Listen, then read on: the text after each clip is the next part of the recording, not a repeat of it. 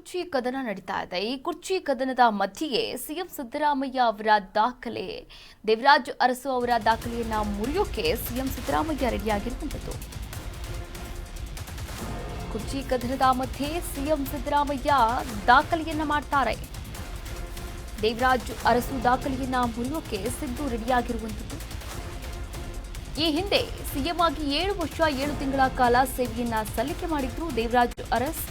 CM ಆಗಿ ದೀರ್ಘ ಸೇವೆಯನ್ನ ಸಲ್ಲಿಕೆ ಮಾಡಿದಂತಹ ದೇವರಾಜ್ ಅರಸ್ ಜನವರಿ 5ಕ್ಕೆ ಅರಸ್ ಹಿಂದಕ್ಕೆ ಸಿದ್ದರಾಮಯ್ಯ ಹೊಸ ದಾಖಲೆಯನ್ನ ಬರೆಯುವಂತ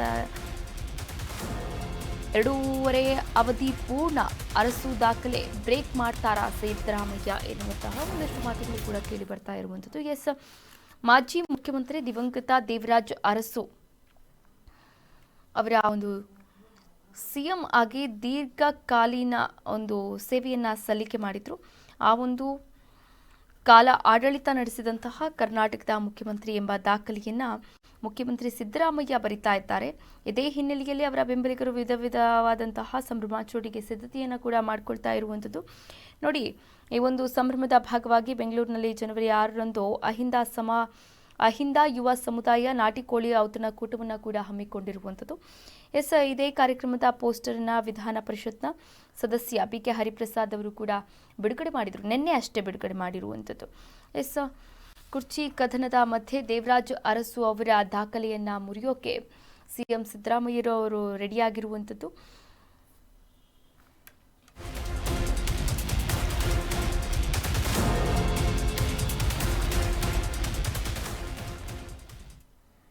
ಕುರ್ಚಿ ಕಿತ್ತಾಟದ ಹೊತ್ತಲ್ಲಿ ಗುಪ್ತ ಟಾಕ್ ಆಗದೆ ಡಿಕೆ ನಿವಾಸಕ್ಕೆ ಎಂಬಿ ಪಾಟೀಲ್ ಅವರು ಕೂಡ ಭೇಟಿಯನ್ನ ನೀಡಿದ್ದಾರೆ.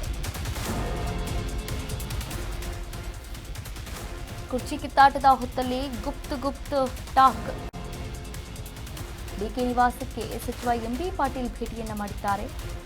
ಭೇಟಿ ಮಾಡಿ ರಹಸ್ಯ ಮಾತುಕತೆಯನ್ನ ನಡೆಸಿದ್ದಾರೆ ಉಭಯ ನಾಯಕರು. ಸಿಎಂ ಡೆಲ್ಲಿ ಪ್ರವಾಸವನ್ನ ಕೈಗೊಂಡಂತಹ ಬೆನ್ನಲ್ಲೇ ಚರ್ಚೆಯನ್ನ ಮಾಡಿದ್ದಾರೆ.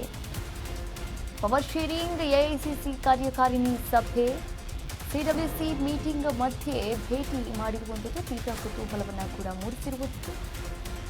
ಸಿಎಂ ಬಣದಲ್ಲಿ ಗುರುತಿಸಿಕೊಂಡಿರ್ತಕ್ಕಂಥ ಪಾಟೀಲ್ ದಿಢೀರಂತ ಡಿಸಿಎಂ ಡಿಕೆ ಶಿವಕುಮಾರ್ ಅವರನ್ನ ಭೇಟಿಯಾಗಿದ್ದಾರೆ. ಮಾತುಕತೆ ಕೂಡ ಆಡಿರುವಂಥದ್ದು ಕುತೂಹಲಕ್ಕೆ ಮೂಡಿಸಿದೆ ಎಂಬಿ ಪಾಟೀಲ್ ಅವರ ಈ ಒಂದು ಹೆಜ್ಜೆ. ರಾಜ್ಯದಲ್ಲಿ ಕುರ್ಚಿ ಕಿತ್ತಾಟ ನಡೀತಾ ಇದೆ. ಯಾವಾಗಲೂ ಕೂಡ ಸಿಎಂ ಬಣದಲ್ಲಿ ಗುರುತಿಸಿಕೊಂಡಿದ್ದವರು, ಸಿಎಂ ಪರವಾಗಿ ಬ್ಯಾಟಿಂಗ್ ಮಾಡ್ತಾ ಇದ್ದವರು ಇದ್ದಕ್ಕಿದ್ದ ಹಾಗೆ ಡಿಕೆ ಶಿವಕುಮಾರ್ ಅವರ ನಿವಾಸದಲ್ಲಿ ಪ್ರತ್ಯಕ್ಷ ಆಗಿದ್ದಾರೆ. ಡಿಕೆ ಶಿ ಅವರ ಜೊತೆ ಮಾತುಕತೆ ಕೂಡ ಆಡಿರುವಂಥದ್ದು. ಎಸ್, ಸಿಎಂ ಸಿದ್ದರಾಮಯ್ಯನವರು ದೆಹಲಿ ಪ್ರವಾಸವನ್ನು ಕೈಗೊಂಡಂತಹ ಸಂದರ್ಭದಲ್ಲಿ ಡಿಕೆ ಶಿವಕುಮಾರ್ ಅವರನ್ನ ಯಾಕೆ ಎಂಬಿ ಪಾಟೀಲ್ ಅವರು ಭೇಟಿಯನ್ನ ಮಾಡಿದ್ರು, ಇದು ಪ್ರಶ್ನೆಯಾಗಿರುವಂಥದ್ದು. ನೋಡಿ, KN ರಾಜಣ್ಣ ಅವರ ಒಂದು ಭೇಟಿ ಕೂಡ ತೀವ್ರ ಕುತೂಹಲವನ್ನು ಮೂಡಿಸಿತು. ಆದರೆ ಡಿಕೆ ಶಿವಕುಮಾರ್ ಅವರು ಕೆಪಿಸಿಸಿ ಅಧ್ಯಕ್ಷರಾಗಿದ್ದಾರೆ. ಹೀಗಾಗಿ ಪಕ್ಷದ ಸಂಘಟನೆ, ಪಕ್ಷದ ಬೆಳವಣಿಗೆ ಇವೆಲ್ಲವೂ ಕೂಡ ಕೆಪಿಸಿಸಿ ಅಧ್ಯಕ್ಷರಾಗಿ ಕಾರ್ಯನಿರ್ವಹಣೆ ಮಾಡ್ತಾ ಇರುವಂತಹ ಡಿಕೆ ಶಿವಕುಮಾರ್ ಅವರ ಒಂದು ಜವಾಬ್ದಾರಿ ಆಗಿದೆ. ಹೀಗಾಗಿ ಎಲ್ಲರನ್ನ ಕೂಡ ವಿಶ್ವಾಸಕ್ಕೆ ಪಡೆದುಕೊಳ್ಬೇಕು, ಹಾಗೆ ಪಕ್ಷದ ಸಂಘಟನೆಯನ್ನು ಕೂಡ ಮಾಡಬೇಕಾಗಿದೆ. ಎಸ್, ಪಕ್ಷದ ಬೆಳವಣಿಗೆಯ ವಿಚಾರವಾಗಿ ಏನಾದರೂ ಭೇಟಿ ಮಾಡಿರಬಹುದು, ಅಥವಾ ಮುಂದೆ ಅಂದರೆ ಈಗ ಸಿಎಂ ಸಿದ್ದರಾಮಯ್ಯನವರು ಹೆಂಗಿದ್ರು ದೀರ್ಘಾವಧಿ ಕಾಲದ ಸಿಎಂ ಎನ್ನುವಂತಹ ಒಂದಷ್ಟು ದಾಖಲೆಯನ್ನು ಬರೆದ್ಬಿಡ್ಲಿ ಅಂತ ಏನಾದರೂ ಡಿಕೆ ಶಿವಕುಮಾರ್ ಅವರು ಸೈಲೆಂಟಾಗಿ ಕೂತಿರ್ಬೋದು. ಅಲ್ಲಿವರೆಗೂ ಎಲ್ಲ ನಾಯಕರ ಒಂದು ವಿಶ್ವಾಸವನ್ನು ಕೂಡ ಪಡೆದುಕೊಳ್ಳೋಣ ಅಂತ ಸಿಎಂ ಬಣದಲ್ಲಿ ಇರುವಂತಹ ಎಲ್ಲ ನಾಯಕರನ್ನ ಕೂಡ ಭೇಟಿ ಆಗ್ತಾ ಇದ್ದಾರಾ ಹೇಗೆ, ಇದು ಕೂಡ ಒಂದಷ್ಟು $1 ಮಿಲಿಯನ್ ಪ್ರಶ್ನೆಯಾಗಿರುವಂಥದ್ದು, ಒಂದಷ್ಟು ತೀವ್ರ ಕುತೂಹಲವನ್ನು ಕೂಡ ಮೂಡಿಸಿರುವಂಥದ್ದು.